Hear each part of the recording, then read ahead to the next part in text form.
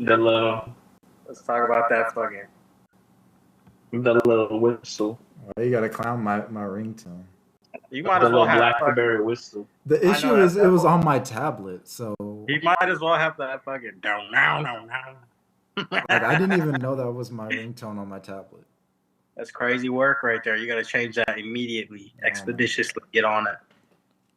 You gotta chill.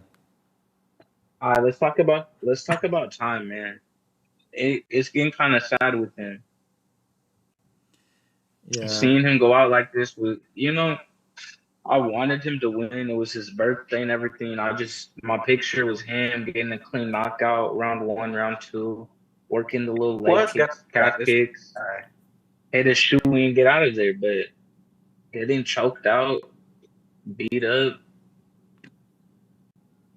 lost skid on your birthday, man. He's going out sad for sure. Yeah, the pattern I'm seeing is these higher level guys in the rankings, they're just like, fuck it, I'm not gonna sit here and box this guy. I'll just take him to the ground and pound, and eventually he'll either quit or, the ref will stop it. Right, these big dudes. Yeah. Yeah, usually if they can't just knock you the fuck out with their hands, they're gonna wobble you, just follow you to the ground, throw all their weight on you, and just throw fucking hits until the ref stops it. Sure. Like think about it. Like imagine if this was Tuivasa versus Curtis Blades, especially after Blades just did what he did against Almeida. Get that fucking rigged up. Honestly, I'm really glad Blade saved us. Almeida's so bad. That was boring. He shoots a front kick to a blast double. What did I tell you? That's all he does. And what did he get? He got caught. He got knocked out on a double. Yeah, I mean that's the thing about I feel like people in lower weight classes. Could you really see a TKO like that at lightweight? Like if a guy was just elbowing the other guy, they would not knock him out. Not. But this is a heavyweight issue. You cannot just sit there in the middle of a takedown with your head exposed, especially against a guy like Curtis Blades, who's known for his ground and pound. That's what makes it hard. That's what makes you kind of have to be a decent wrestler in heavyweight, because if DC was really good at that high crotch single, and he was strong enough where he could pick your ass up and slam you. Not everyone can do it. Not everyone has that wrestling background and technique. So it doesn't matter how good or how bad someone is. 260 pounds of force getting hit on the back of your head, it's not the move. Yeah. So you're right. You don't see that because there's actual skill. There's actually game planning. There's, it's different in the lower weight classes. You can't just get away with strength all the time. There's the few rare people like Tabora, he got crazy strength. Josh Emmett, he got crazy strength. But at the same time, you've seen Josh Emmett get caught up. You've seen them, we've seen him exposed. Power's not everything. You need IQ. Yeah. But he saved the division, man. I'm sick and tired of these fucking 5-round grappling exchanges. That's worse than a guy running around the ring, in my opinion. That's way more boring. Honestly, let's talk about these fight nights. Why are we even getting Tuivasa and Pereira main event? It doesn't make sense. I don't know. They're both coming off losses. Yeah, but I think the timing of it's more to do with everyone's too busy matchmaking 300 and shit to really worry about fight nights. They set the interns on the matchmaking and shit. You know what I mean? I think what they're doing is they're just trying to give us the most boring shit so that when 300 comes, it's super live.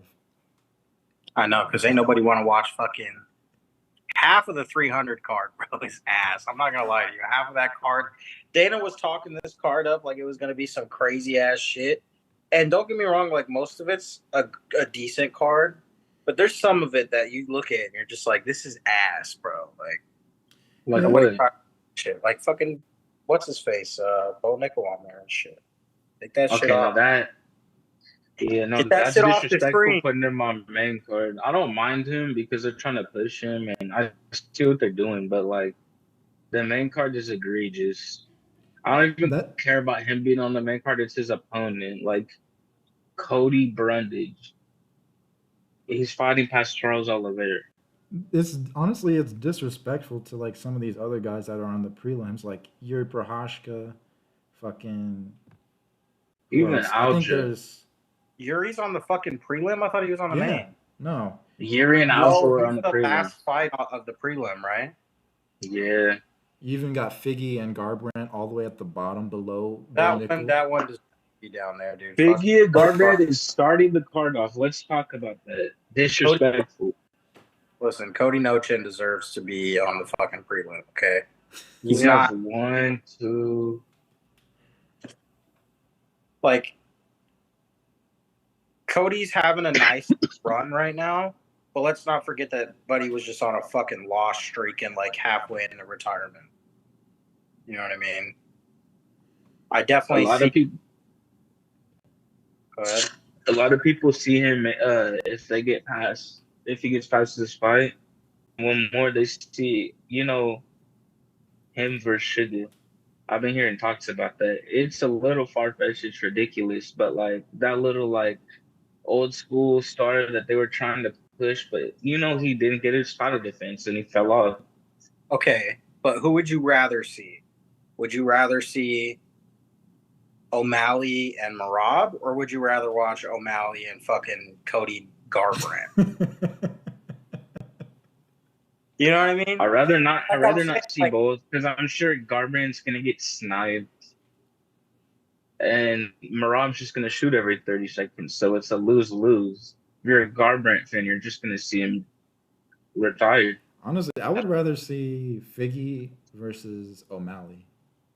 Like, I mean, I think Figgy Figueiredo's definitely wins. wrestling more now that he's at bantamweight, but I'm sure he'd still strike with O'Malley.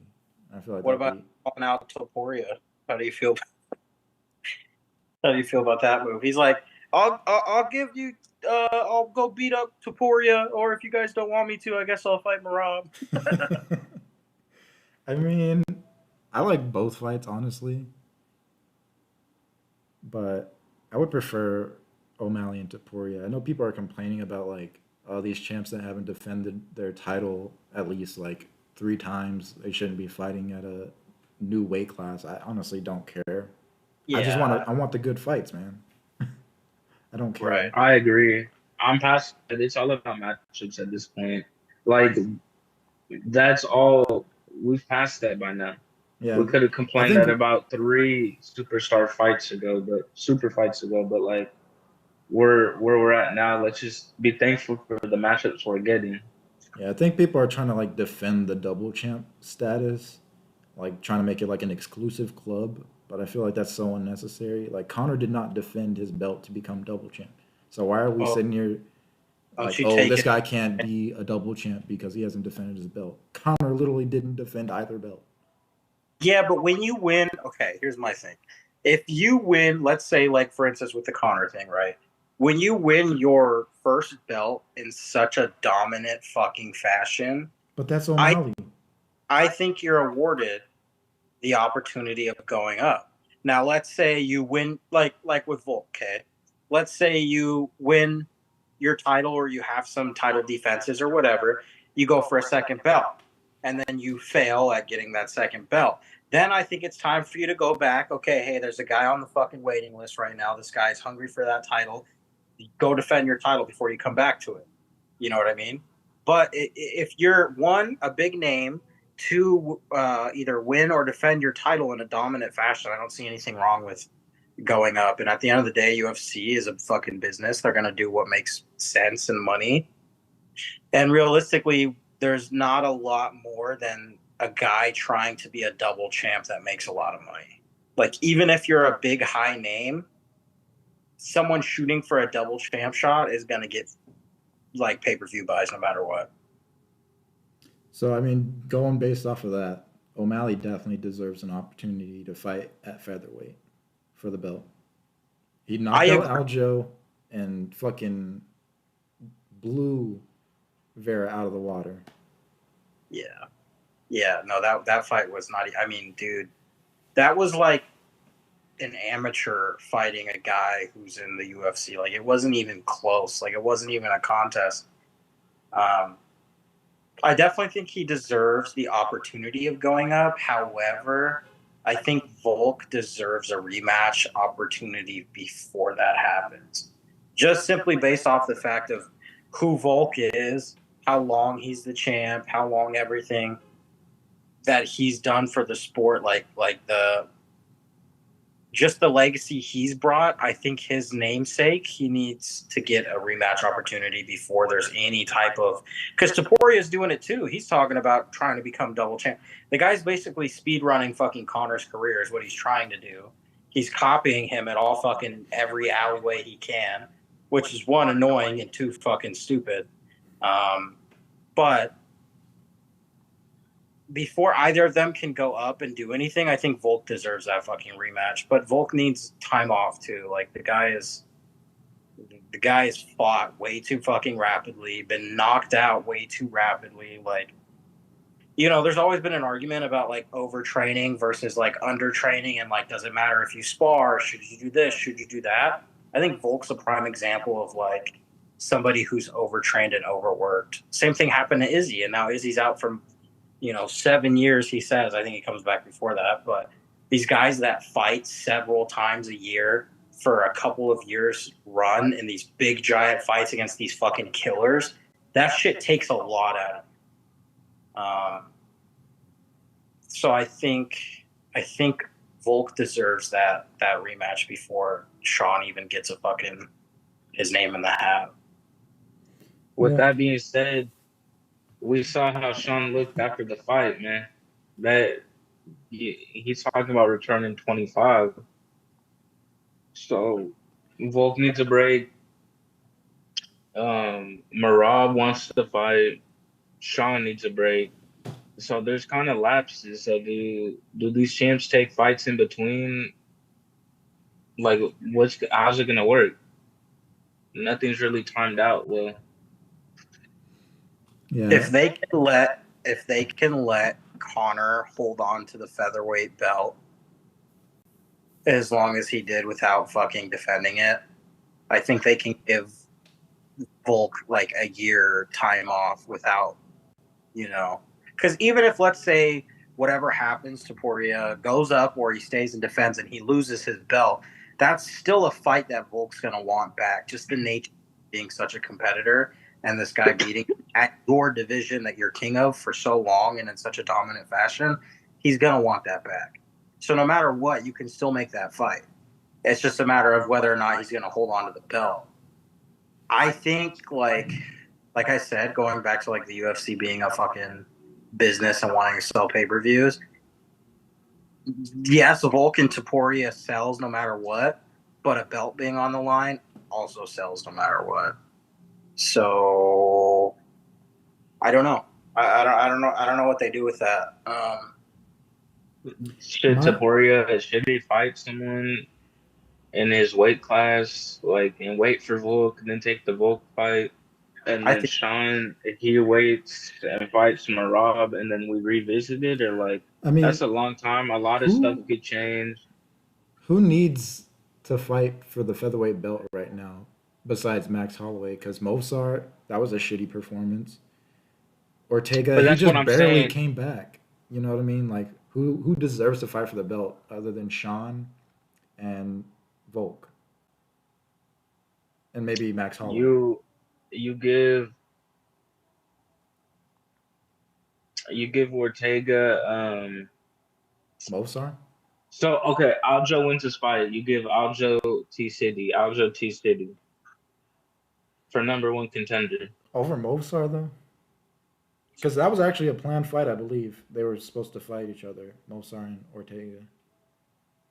I mean, we could do that too, but I mean, I just think. But at the same time, that's unfortunately, like I think T City wins. You know what I mean? So somebody could fight Topuria in that same span of time. Yeah, I don't think there's anyone who deserves to fight Topuria besides Max.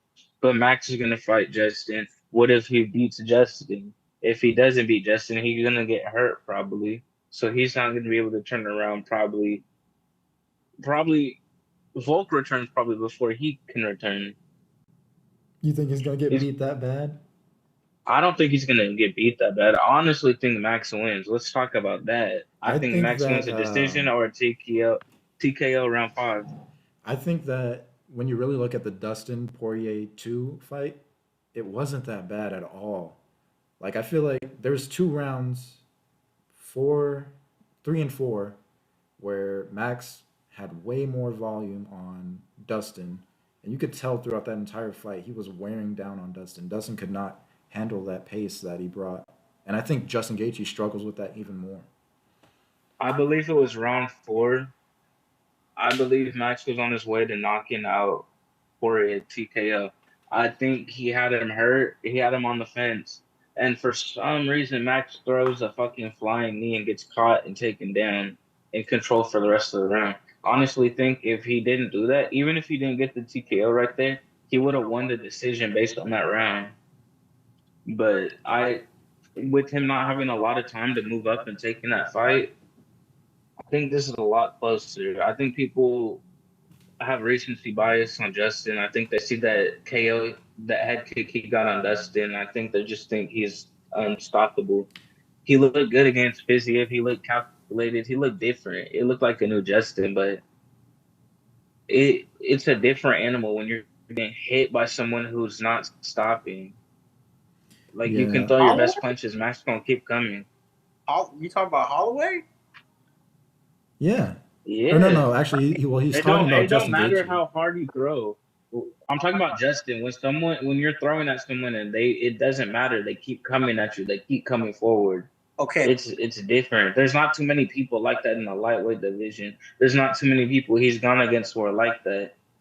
okay, but Yeah, there's a big difference between Justin Gaethje giving you a liver shot and fucking, I bet you even like Yair giving you a liver shot. Like that guy, the fucking I bet you his kick to the liver is probably worse than Justin's punch. ooh, Years. yeah, I'm talking about a kick. here's the thing that I want to say. I feel like Max has more experience dealing with people who will kick and can kick and at a high level than people are giving him credit for. Like he's fought Volk. Volk kicks a lot. He's fought him 3 times. Had a close fight the first 2 times, and then he's fought Yair, and he handled all those kicks pretty well. I mean, all he did was he changed the fight from exclusively striking to then bringing in the wrestling. But I think Don't that forget he fought Anthony Pettis. He's fought Aldo twice. Okay, Cub but Swanson kicks. who do you think has better hands? Max, Holloway. I think he has better hands than Max. I think Justin punches harder. He throws No, nice wild hooks.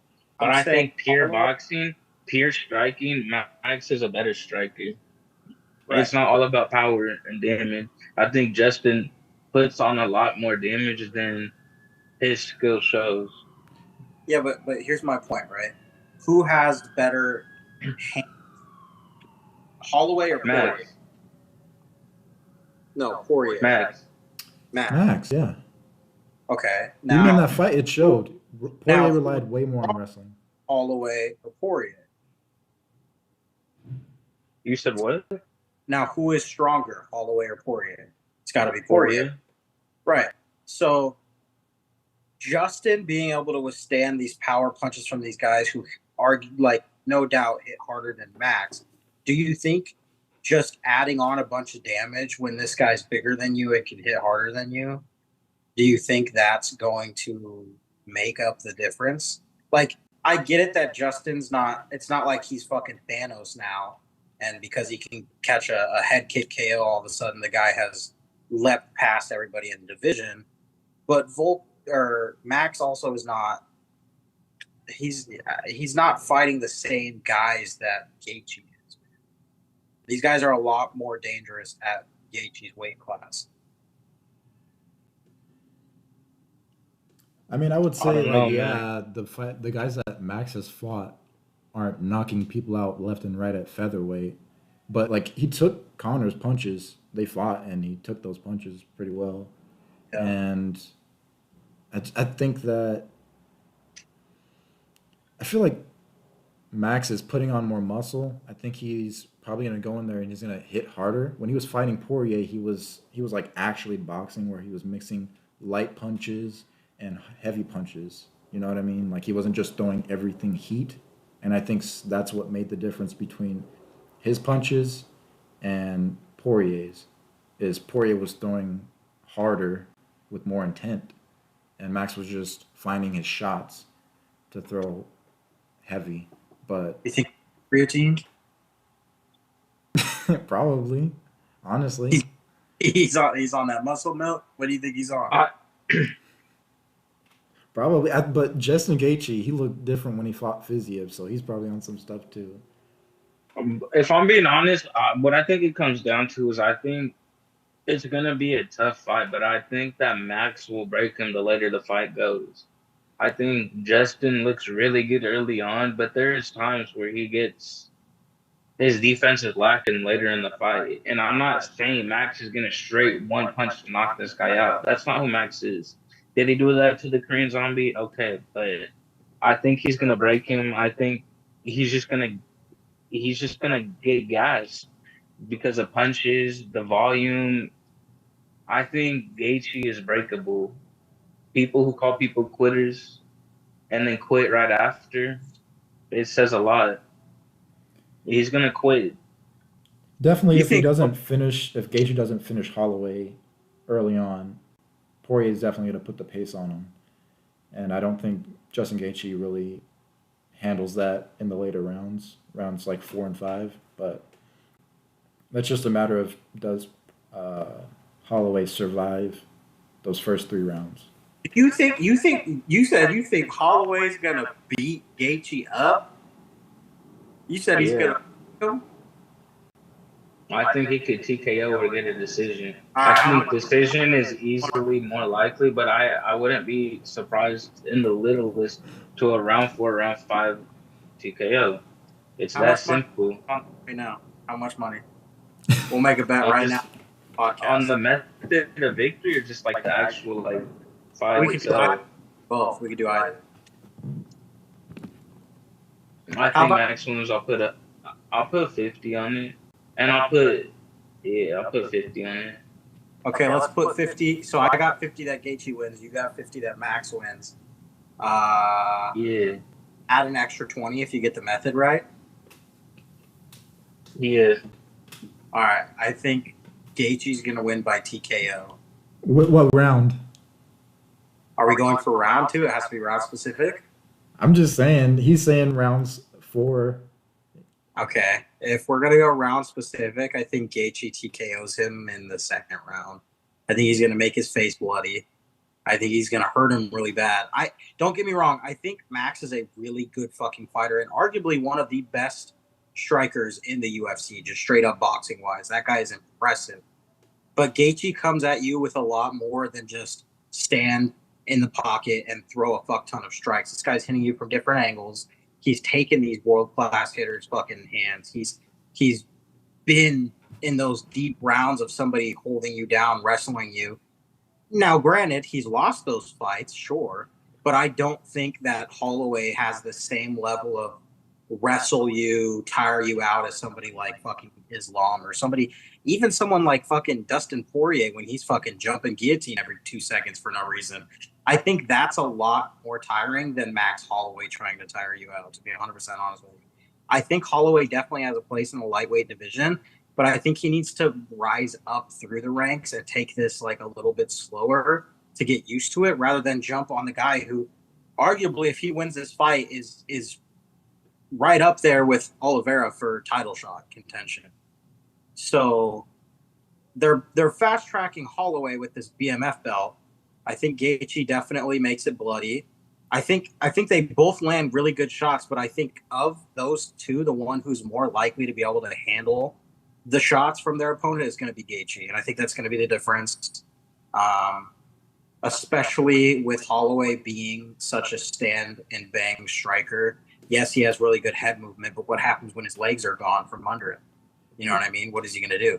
But look at the he's a different fighter now compared to when he's watching Poirier. So that's one thing about Poirier too that you have to take into account is in that fight he was definitely standing in the pocket, just exchanging shots with Poirier. He's not that guy anymore. You can see that when he fought Arnold Allen, he was moving a lot more, switching stances a lot more, sticking behind the jab a lot more, um, and he wasn't trying to like get in the fire zone against Arnold Allen. And I think he probably maybe takes a similar approach against Justin Gaethje. And I think it's going to be harder for Gaethje to set up those big strikes when Poirier is moving around laterally, switching stances, um, and mostly just sticking to longer range strikes like his jab and things of that nature. But No, so also on 300, we've got Alex Pereira and Jamal Hill. I come know. on now. Come on now. I just have my I, voice. off rip, off rip. All right, man, off rip. We can throw another bed. We can throw another bed. We can throw another bed. I got the highlights queued up. There's my boy right there. And I want you guys to know, man. Who did I pick? I picked Max. Who's on this? Come on, man. Justin's on this. Who am I picking, man? Jamal. What? Ain't no bias out here, man. We can throw another bet. We can throw another 50 on this. I'm calling knockout. I'm calling knockout Jamal Hill. $50 Jamal Hill knockout. Take the hand right now. Let's go. Make it final right here. I'm hanging my shirt up. I'm hanging my shirt up. Hey, hold on. He's got to go iron it. That motherfucker spent $70 for that shit. Hey, give me that shit right there. Yes, sir. Yes, sir. That's Rapsky. 100%. Easy. Easy money. Easiest fight. When we come back to this video, I want you guys to see Mystic Nick gets this right every time. So before we talk about what we think is going to happen, so Alex Pereira is on this steep rise. He's the current champion. What happens to his career if he loses to Jamal Hill? Not a fucking thing. That's post time, baby. No, because realistically, look at it. This guy is in a place right now where if he wins this fight, there's going to be GOAT talk soon. I'm not saying right away, but this guy, let's say he beats Jamal Hill after he beat Yuri, who Yuri was that guy before Jamal. Now, Jamal Hill comes back. I get it. People could say, oh, it's ring rust. Oh, it's whatever. Sure, that definitely plays a factor. But that's also like saying, well, Volk had 10 days notice. He did, but he took the fight. You know what I mean? So that would be on you for accepting that fight. And if Jamal feels he's not ready to take on a guy like Pereira, don't take that fight. That being said, if he wins this fight, I think his career is going to be up there in terms of like the John Joneses, the Khabibs, the Conor. He's got the hype. He's got a good personality. He's a fucking monster in the cage. Now, if he loses the fight, I think kind of like with his second fight with Israel Adesanya, people thought, oh, that's the end of him. It's done. People aren't going to be talking about this guy. And then he goes on to fucking move up a weight division, smack their fucking roster. And now he got a split against Jan. Let's not say he smacked Jan. Did he knocked out Yuri? Let's not take anything away from that, but he got a split against Jan. I watched that fight live. It was nothing special. It was that elevation. He was getting wrestled. So shout out to him for being able to weather that early wrestling. But like, Jan's not gonna do submissions. He's gonna just wet blanket you. He's not a great wrestler. We don't want to see UFC. That was not great. That wasn't a great. That wasn't a great fight. I'm But tired. he got the win. Take Dagestanis out of the UFC. Take wrestling out of the UFC. I'm tired of seeing it. You got this guy Poetan who's ready to deliver fucking death with his left foot, fighting a guy who wants to lay down on him and breathe on his neck for fucking 25 minutes, bro. I'm tired of that shit. Okay, so that's a terrible. good thing. That's a if Pereira beats Jamal Hill, is it Ankalaev next? Like a lock for sure? Yeah, it's a lot. I think if he beats Jamal early, I think he really can headline 301 against Ankalaev.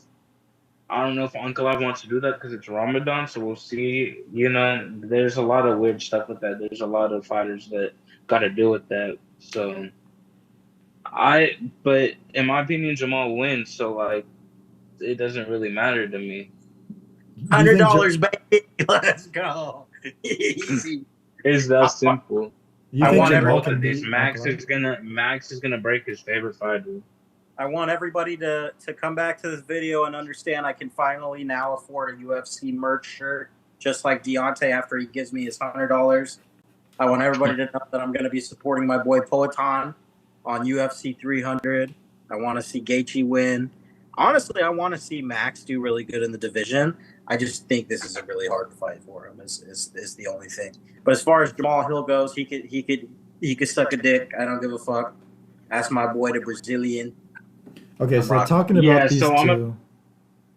Well, to answer your last question, I don't think a loss does anything to Alex. I think Alex has done way too much in the sport for 2 losses to do anything. He's accomplished what a lot of people want. He's done it in 2 sports. He's a legend. He's a combat sports legend, in my opinion. So I don't think this matters at all. It would suck.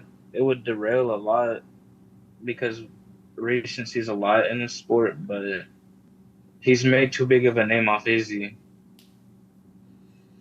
Yeah. But doesn't set him up for another Izzy fight, though, potentially? Like, let's say, boom, how scary would this shit be? Buddy loses to Jamal. He's like, all right, guys. Hey, what's up, you guys? I just take loss, UFC 300s, and I go back down to fight Israel Adesanya. Boom. He goes back down a weight class. I bet you now Duplessis and them boys is shaking in their boots if Pereira's like, fuck it, I'm cutting weight again. You know what I mean? That's going to be crazy, too. He beats Strikers. Huh? He beats Strikers 100%. Dude, he beats Yeah, Strikers.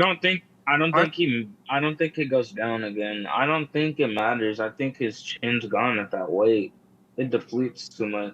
I feel like he'd probably do the same thing he did after he lost to Izzy. He'd just move up to heavyweight. But I think a lot of people will lose confidence if he gets knocked out by Jamal Hill, because then he's moving up to a division where it's even more likely. Have you seen the chin on that fucking guy? Dude's got a potato on his fucking chin. There's no fucking shot that buddy Jamal is gonna knock him out, bro. He's got a Geodude chin. Okay, it's but crazy. Izzy knocked him out though. Yeah, can we quit the Jamal's? Let's quit the Jamal slander. He got knocked out by Izzy, and I think Izzy and Jamal's power is different. It doesn't have to be by a lot, but there's weight classes for a reason. Okay, but Izzy is different because Pereira has that weakness that we've talked about, where when he's going forward and pressing somebody and he's delivering his hooks to the body, he's delivering his kicks into his right hands and his fucking left hooks. Buddy leaves his hands low, specifically his left hook. He has an easy, guaranteed hit in the fucking face when he's pressing up on you, and he goes for that body fucking hook. Now, and you don't want to do that against a southpaw. Right, but whether or not you exploit that is depending on the fighter. Izzy talks all this shit that it was calculated and, I was playing possum. First of all, I really like Izzy as a fighter, and I really like Izzy just in general. That shit was pure luck. He threw some shit out after he was getting pressed against the cage. He threw it out. He's leaning back. He throws a fucking hit, sees it wobbled him, followed up, which is really good on his part. I'm not taking it away from him. Followed it up fast enough to put him away. I don't think that takes away from Pereira. I think he just simply got caught. I think it's one of those ones where he looked like he was going to win that fight right then and there. Izzy threw something out there, it connected, and the guy's a fucking champion. The guy was super active at this time. He was able to recognize, I hurt him, I need to put him away fucking now, and he delivered a follow-up strike. The rest is history. We all know he went back home to his dog. So you don't think he got hit with that same strike in the first fight at the end of round 1? So now that's 3 times he's been caught. He did, but there's a difference between that strike, which I think was calculated on Izzy's part, and in the second fight, Izzy was hurt against the cage. He was shelled But it was up. the same. But it was the same punch.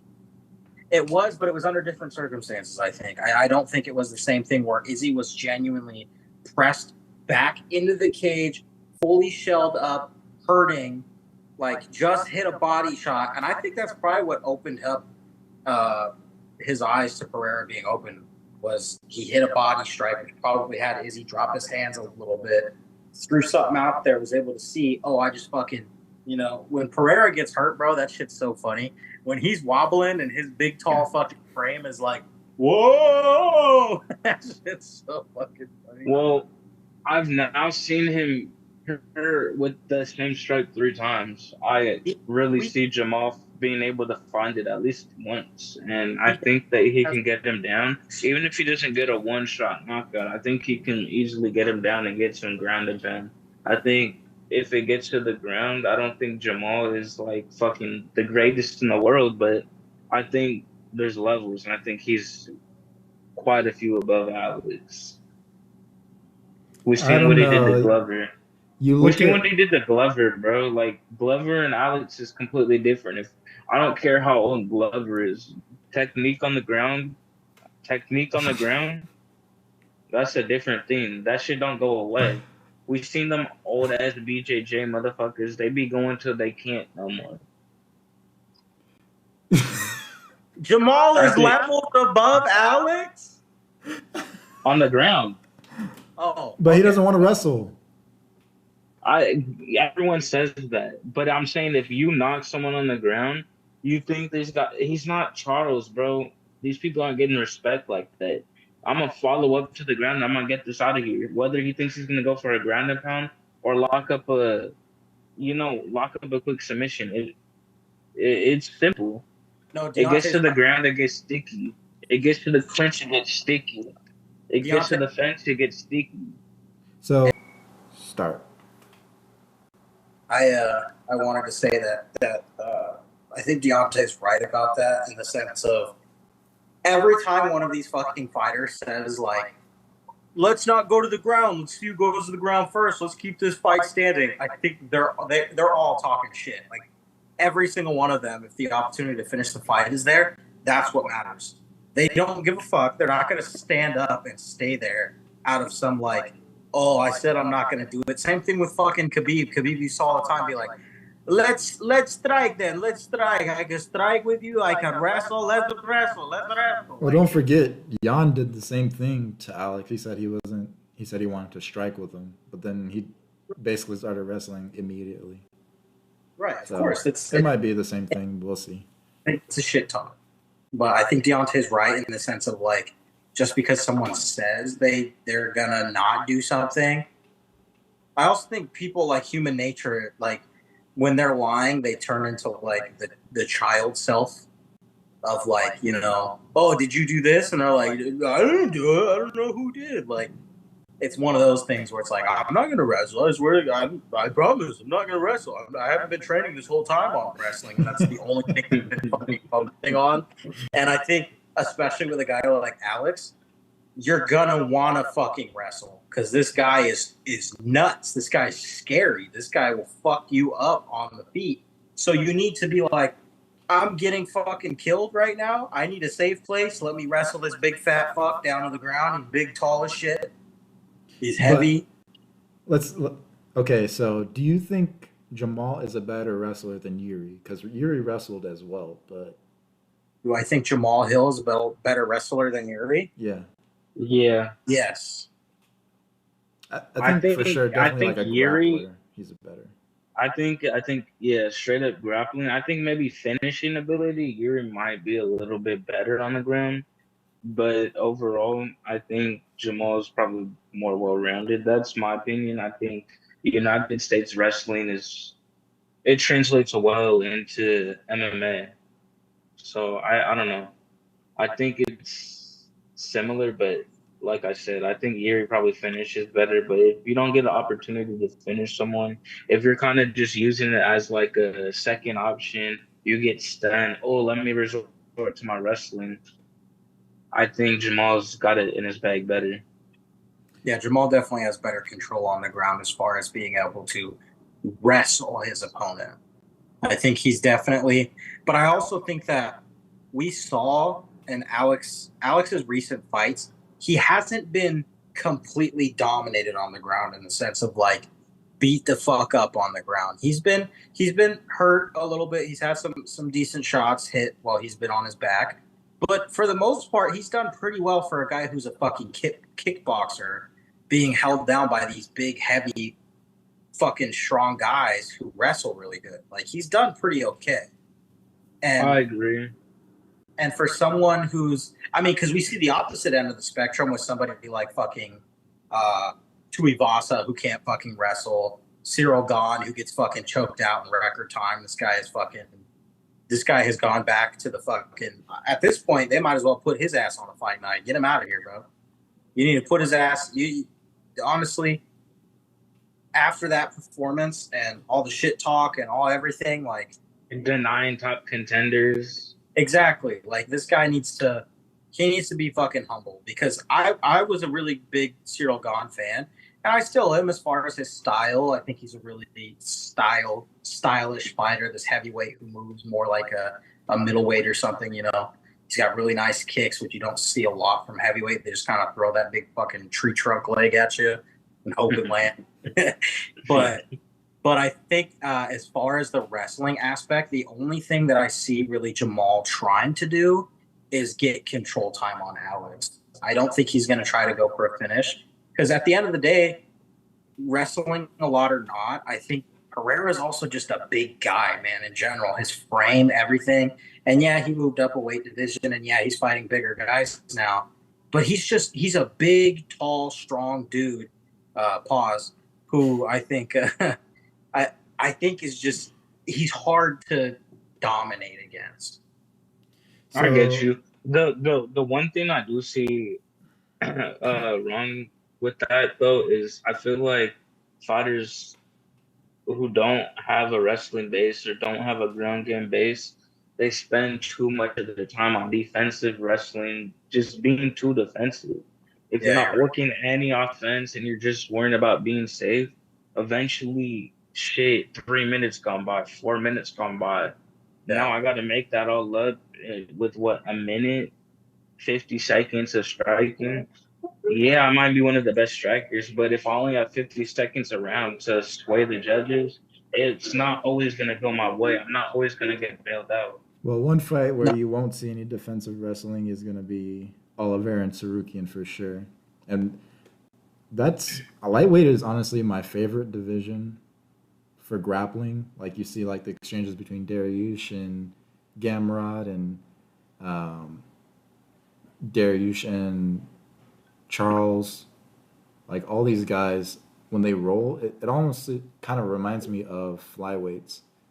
So I'm definitely hyped for it on that front for sure. But after the way Sarukian knocked out Beneil, I don't know if Charles's chin is going to be able to stand the test of time in this fight. But was that really like a power punch? It really seemed like he didn't even catch him with a knee, and he threw a jab on the chin and it caught him. Didn't even seem like a power jab. Kind of seems like Darius's chin is just gone. Like if you really like watch the slow mo, that he didn't land anything. But I mean, for sure, Sarukian doesn't have power like that. But I think he set it up, and his team knew that, like, okay, we're not gonna do this thing where you have a good performance against a guy like Gamrot, and then you lose the decision. We're not going to do all this grappling shit. We're just going to try a different route. And I think they just game planned it, and they knew that, okay, he's going to do this, so we're going to do this in response to that. But, I mean, like, can you really say the game plan really, like, played out if it was only a minute? I mean, you can say that with Conor and Aldo? With Aldo, but then we could also say that with O'Malley and Sterling, but it took him a whole round to find it. So was that really the game plan, or did he just catch him? I mean, I haven't seen any footage of Dagestanis. He's not Dagestani, but they don't really share that kind of stuff. I hate the Dagestanis, man. Them Dagestani fucking rats. I'm so sick of them, bro. They're ruining MMA. Take them out of the fucking sport. I'm so sick and tired of it. They're with Get off my lawn, looking motherfucker. dude, every fucking year they get more and more fucked up looking. You got motherfuckers' eyes going in different direction. You got fucking dude's gonna show up with a third arm and shit. It's gonna be an insane like that one four-armed red dude from fucking Ben 10. That big four-arm motherfucker. That dude's gonna show up with a Dagestani fucking hat on it. Bro, I'm sick and tired of this shit, man. They're ruining the sport. I get it. You guys love laying down on other men.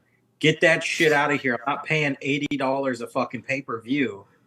Shout out to illegal streams. I'm not paying $80 a fucking pay-per-view to watch some Dagestani dude lay on a guy for fucking 5 rounds and act like he just fucking is the best fighter in the world when that wrestling shit only works because you guys are trapped in a fucking cage. You know what I mean? Like, realistically, if there's more room to run away from these guys, you can. You can just run away from them. It's like Derek Lewis said with jiu-jitsu, like, that shit's fake. Just stand up, right? Now, granted, Derek Lewis said that, and then when he had his fight, Buddy just laid there and talked about and was focusing on his breathing. He just got, but that's to Deontay's point. That's something that the judges take into account. Now, I think they take it into account too much is control time. Like, I think control time is important, but what's more important is what the fuck did you do with it? Because, yeah, okay, you held on to this guy, but if you, in the 3.5 minutes that you held on to this guy, delivered only like 3 significant strikes and just kind of laid there for a while, denied him getting up, and every now and then threw a shitty fucking jab or a hammer fist every fucking 30 seconds, that shit is ass, bro. I don't want to see it. I'm sick and tired of it. Fix that one ugly-ass Dagestani's eyes, because them shits is going 3 different directions. I'm sick of that, too. That motherfucker's making UFC money, and I know people like get on about like, oh, you know, most UFC fighters are only making like 25 show and like 50 win or whatever. I don't give a fuck how much it is. That motherfucker's first priority, don't live out of your car for a year if you have to. Fix your fucking eyes, bro. Them shits is crazy. So how do we think our man goes against Charles? You think he gonna go at him like? You think he's gonna strike with him like he did with Dariush, or you think he's gonna engage in grappling? I think he's definitely gonna, because of all the between him and Islam, he definitely strikes more. I mean, we're seeing more of the striking out of Islam, but Sarukin's whole style has always been like, I'm gonna strike with this guy, and if they try to wrestle me, well, I'm probably a better wrestler than them, so I'll take it there. But a lot of times he just likes to kick and stuff. Probably start standing on the ground. He claims Charles doesn't have a good ground game. He thinks his only way to victory is luckily getting rear naked chokes. So. Nah, because Charles, when you really look at that Dariush fight, he was landing good ground and pound on Dariush. And I feel like anytime I've seen Arman grapple, he doesn't really throw strikes. So I think definitely if he thinks it's just going to be like, oh, we're going to grapple and I'm going to find a submission or change the position, stuff like that. Like, Charles is definitely mixing in strikes there. I think it's going to be dicey to sit there and give Arman the control time when Charles is doing more damage. But also, like, Charles is super slick. I don't know why these guys are talking shit about Charles' ground game like he isn't one of the best. Like, that Islam fight, motherfuckers forgot, man. I talk about this with Deontay like once a week, man, is how sad the Charles slander is, because for a while there, this guy was considered unbeatable. This was the guy, the lightweight guy, destroyed all of your favorite fucking fighters, made that shit look easy, had a total like random glow up in terms of his fighting ability, because for a while there he was a okay fighter, but then out of nowhere the dude gets fucking tatted up and he's just shitting on everybody, bro. He has a kid and this guy has just got them that dad fucking strength, you know what I mean? I wouldn't happen to know about how strong dads are. Mine left me as a child.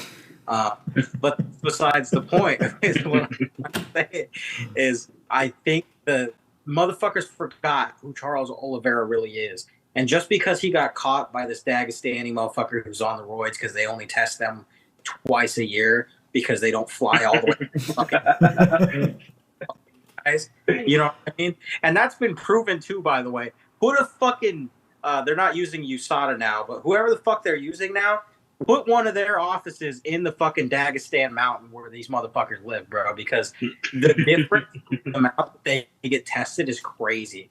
Like I forget how much it was, but it was like several tests lower than the next guy. Like 100%. Guys out there to test you, and now people claim like, oh well, you know, he's Muslim, he can't do that, he wouldn't do that. Bitch, millions of dollars means millions of fucking dollars, and if you're living in that Dagestani hill where most people get fucking to and fro by a goat, showing up with a Mercedes Benz straight off the fucking lot is pretty nice. I would shoot some shit into my ass in order to come home with that G-Wagon. You know what I'm saying? No, but like, for sure they do roids because Usman Nurmagomedov got caught for PEDs over in Bellator when it was still Bellator, but like it's definitely more than the UFC. What the fuck? So fake promotion. What, the UFC? I'm in favor. You know what? PFL and Bellator. You know what? Fake promotion. Controversial opinion here. I'm in favor of, dude, if our goal is to find out who's the baddest motherfucker around, right? And I think just fuck the UFC, any sport. These guys are super athletes in their own right as is. They could beat 99% of the people on the planet in whatever sport or competition they're good at, whether it be a tennis player, a soccer player, an MMA guy, a fucking whatever. These guys can beat most of the population. Let these super athletes inject steroids. I'm all in favor of legalizing steroids, have everybody be jacked, yoked out of their fucking mind, strong as shit. Bring back Vitor Belfort off the TRT. Bring that motherfucker back when he was just wheel kicking people's fucking, spinning their jaws around backwards, talking about like a cartoon. Bring all that shit back, man. I'm in favor of letting, if we're going to let a certain class of people get away with taking PEDs, which they clearly are, let everybody do it, bro. Russia's been known to cheat. These Dagestani guys cheat, and they stink, I bet. And yeah, that's my point. 100%. One championship, they let their fighters do roids. I feel like they look exactly the same as UFC fighters. I don't think they look that different. Which I think honestly just means that UFC fighters do roids. It's the difference of, and it's the difference of what you're training for, right? These guys would be way more telltale signs of them taking juice if they weren't doing such cardio intensive fucking workouts. If they weren't doing these runs to keep up with being able to go for so many rounds. If they weren't constantly doing these spars, all these cardio intensive workouts.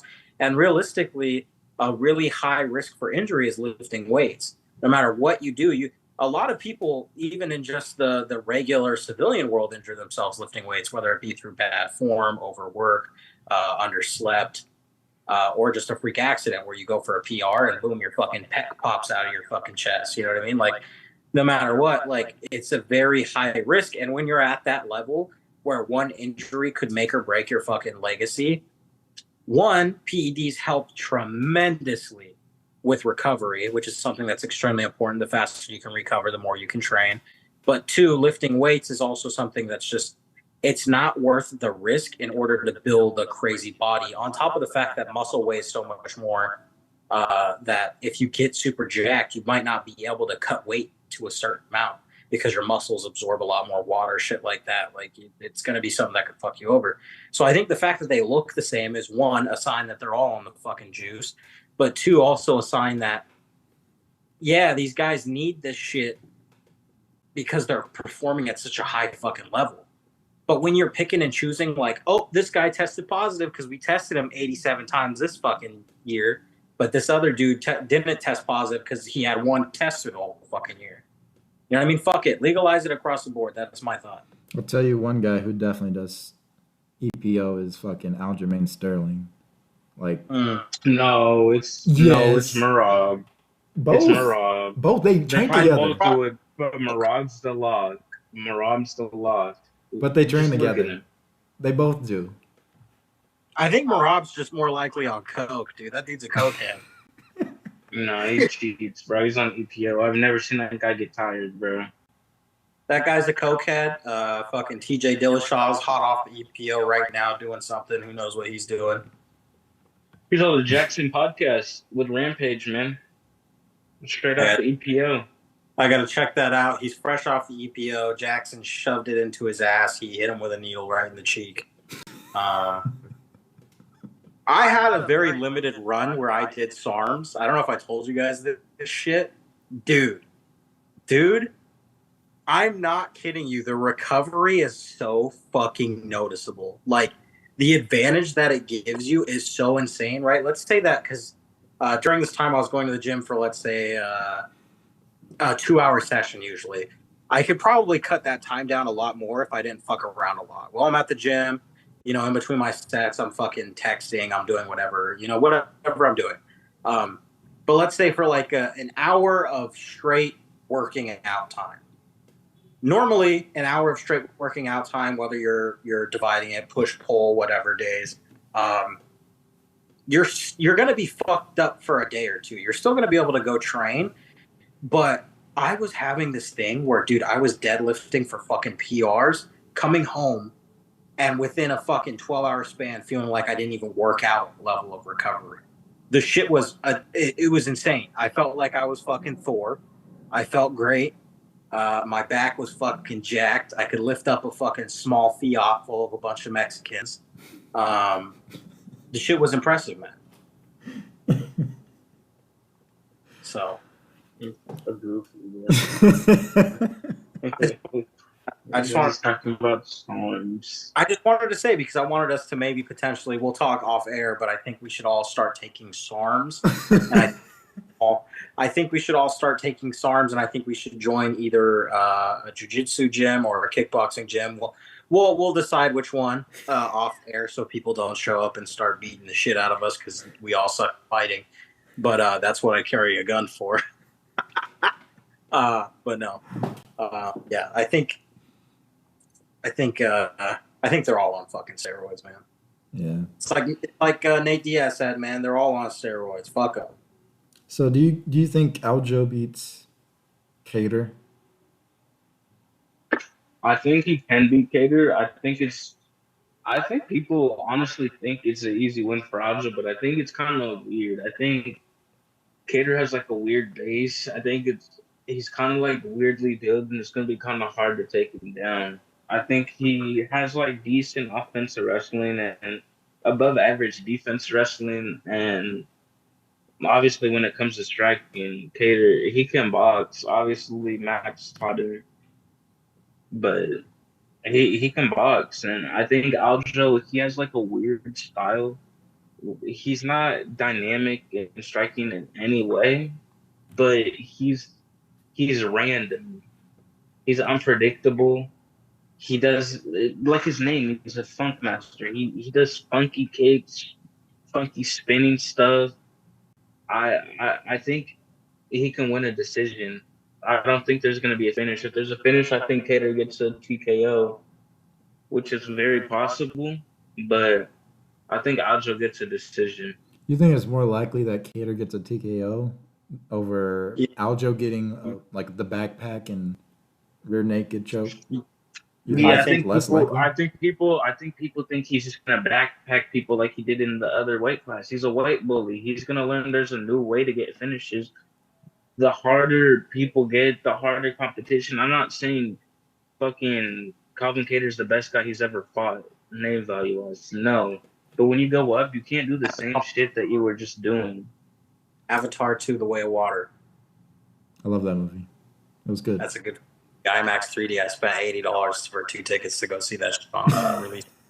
Anyway, to get back to what you said, I also think Calvin Kattar is more likely to get a TKO here than Aljo is to finish via backpack or whatever submission he tries to go for. Is it Is it because you guys think Aljo's gonna be small? Because when I No, look I at it, think like he you look looks at fit, big. I think he fills out really well, and I think he's framed better. And I think this is the weight class he was meant to be. But I think he's been too used to weight bullying these people, bro. I'm gonna be honest. He was weight bullying. He's now with people who are his size. He's big. He might not be the biggest in the weight class, but he's big. He looks big. He looks good. He looks like he's meant to be here. I just don't think he's gonna. I think in his head he thinks he's gonna do the same one, and I don't think he might be able to get some control. Don't get me wrong. I don't. I think he can get to the ground, but I don't think he can finish him that easy. It's possible. I also think Cater's definitely going to TKO him. I think the reality is, I think coming off of losing to a guy with pink fucking hair in such a fashion where you both were so scared to throw anything and this guy puts you to sleep, no matter what, you're going to have that on the back of your mind. It's just how humans are. You're going to think of that. And I don't think it's going to completely take him over where he's going to stand there and be scared to throw a fucking punch. But I also think like when it comes to Cater, like this guy, he's not dog shit. This guy isn't a bad fighter at all. but You know what I neither mean? is Peter Yan, and Aljo beat him at least once for sure. But Yeah, but I think size matters. I think size matters. At a certain point, skill doesn't matter. Ayo. Pause. I think Cater's actually like a big fucking featherweight. I'm gonna be honest. yeah, I don't know. I mean, he fought Zabit. He's fought But he Nelson lost. Moicano. I mean, fought. he Yeah, kind he of lost these, won. but I'm saying, these are wrestlers. I'm saying he's not getting finished by top wrestlers. He's really not getting finished. Jeremy Stevens, whatever. Um, it might go to decision. I think that's He's probably the barely most getting likely. decisions either. Yeah, it's definitely. If I was to bet, I'm definitely picking the over. I don't see a finish, but I like Cater getting a TKO. I think Aljo's gonna be gun shy. I think he has very shitty takedowns. He doesn't know how to get to level changes good. He does stupid shit, and that's why he got caught against Sugar. Not saying Cater's gonna catch him like that, but I think he could catch him while he's going for like a double leg or some stupid shit along the fence, hanging on too long. Cater reverses position and just gets a TKO elbows from the top. Simple. Hold on, bro. I gotta put the cookie on. I gotta put this. So what's going on with Thug Rose? Yeah, you wanted to bring up. Oh my god, man! I saw this picture of her in training camp, man. Looked like she just had a baby. And I ain't disrespecting no woman. I got a single mother over there. We respect women. We love them. But Thug, what the fuck? She looked crazy in the training camp, man. She was looking like Tai Tuivasa. Well, I think I'm it's not gonna because lie. I think it was because she was like very undersized against Fiorello. I think that's probably Very. why. But it wasn't like, like, oh, I'm trying to get away. It's like, bro, she had a pudge. Like, bro, that shit was popping out. Like, Pot belly. that shit was not supposed to be there, bro. And you know how Thug gets, man. Thug gets hella emotional, and you don't know what Thug Rose you're getting. You really don't until she starts fighting. You think And Hebas could I beat her know a though? lot. I think Hebas is very underrated. I think people don't really know about her, and I think that she's dynamic. I think she has good hands. I think she has very underrated wrestling. I think Rose definitely is levels above in skill, but she's coming up, and that matters. I don't like this little bouncing back and forth. I don't like her firing her coaches, having new coaches. I, you're always guessing what Rose you're gonna get, and I don't like that. And I'm not gonna. I can't trust that no more. She looked good against Farrell, and I was surprised. I thought she was gonna get dog walk, maybe even finish. And I thought that was gonna be the end of her. But she showed me she could hang in this weight class. But I don't know, man. Amanda, she got spinning kicks. She's dynamic, man. She's good. She's fun to watch. Did get finished by Macy Barber not too long ago. It was a fun fight, but she also lost to Caitlin Chukagian by a split decision. But Chukagian, that's a different fight. She's super long and she does that stupid point fighting. So I don't really rate that too bad. And she also lost to Mariana Rodriguez, and I think she's a very good boxer. And I don't think Rose is gonna sit there and box with this girl. She could, but I think she's gonna sit on the outside, do her little kicks, try to point fight, maybe try to clinch up and get like a little trip. But no, man, do your research. He bosses her. Do your research.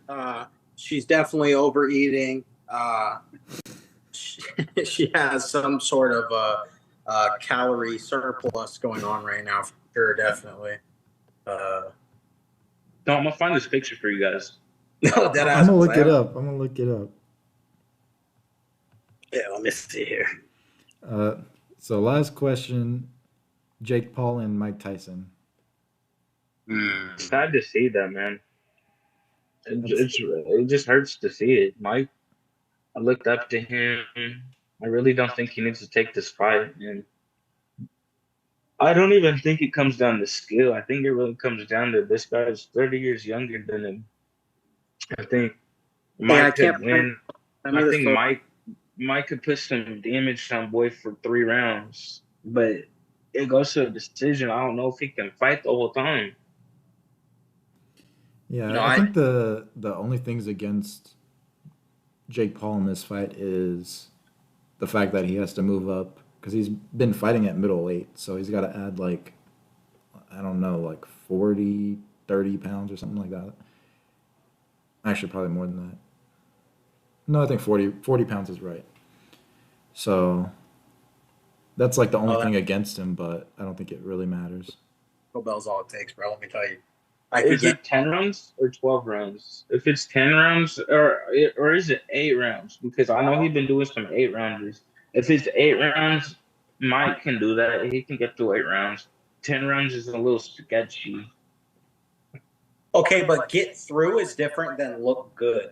You know what I mean? I think Mike Tyson can get through, but I don't think he's going to look good. Look at the Roy Jones fight that he had. That's his most recent fight, right? Sure, you can argue it was for charity and they probably weren't going all out and whatever. But I think it's Mike Tyson, so there's always going to be a level of skill there. But at the end of the day, he's fucking 60 years old. This guy is going up against a guy who, no matter what's going to be faster than him, is going to have more cardio than him. And say what you want about Jake Paul, the guy has proved, although he's not Canelo level or whatever, this guy has decent boxing skills. As much as you can dislike Jake Paul, he's a decent boxer.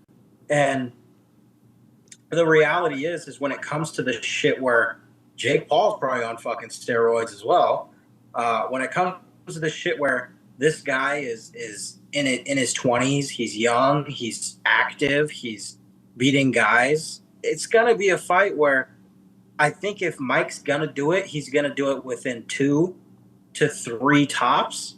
If he doesn't get that done, I really think it's going to be a sad fight to see because I think Mike Tyson's going to look his age. I think he's going to tire out. His swings are going to be a lot slower because of his age, and he's going to be tired.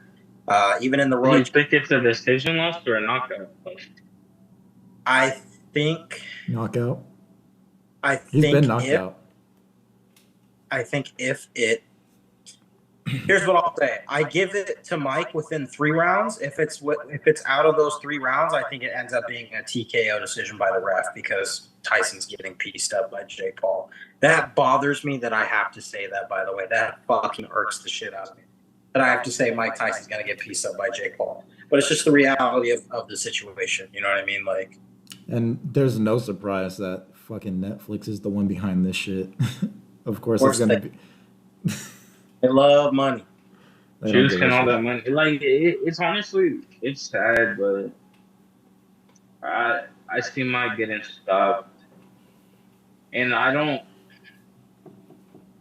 know why he's doing this. He doesn't need to. Doesn't need money. He has a podcast. He doesn't need clout. He's the most popular fucking fighter of all time.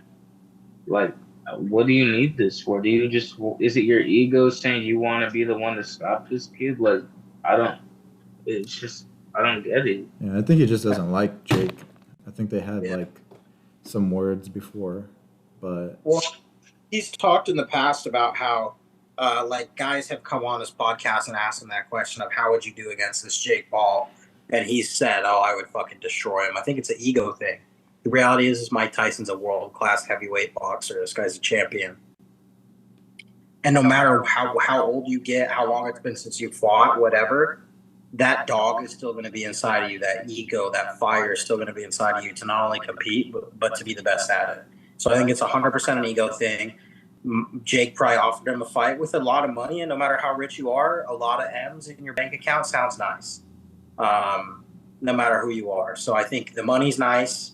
I think the ego is high. The money's nice, and I think he wants to be the one to go, hey, man, I'm still Mike Tyson, which he is, but only inside 3 rounds, and we're going to see that in that fight. Yeah. I mean, you just can't beat the decline in, like, reflexes. Like, Father Time, baby. Father Time gets everybody. Like, we've seen guys, even in MMA, like, they get older, and they're just, like, their reaction time is, like, not there at all, and they just can't do the things that they could before in the same frame of time. So, yeah.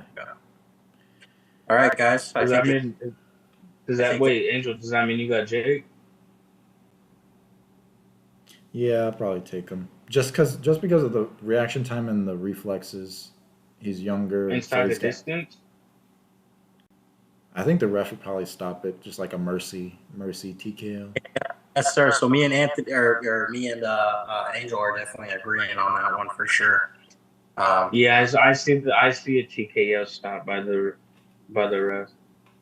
Okay, so we're all in agreement on that one. Yeah, it makes the most sense, and I don't know if he can go 12, or I don't think it's gonna be 12. I don't think he goes 10. Yeah, that's a tough one for sure. I think he's not gonna have enough movement to move around, and I think ultimately, like round 6, probably by round 6, Jake's gonna start cornering him in the fucking corner and just pin him, and it's sad. Just work the body. Yeah. Maybe drop him to a knee once to get up. Pop, pop, pop. Yeah, pop, pop, pop. For sure, 100%. I know about that. That's a thing. With that being said, a good place to end it. I think we come back whenever we come back, and we can discuss more then and see what's going on. But I think we covered a wide range of topics. So yeah. All right. It was nice. Yeah, appreciate you guys tuning into the Ankle Pick podcast. It's your boy, Pussy Orc the God. Mr. GN5, and don't play with me. Ridiculous. And I'm Sadatya.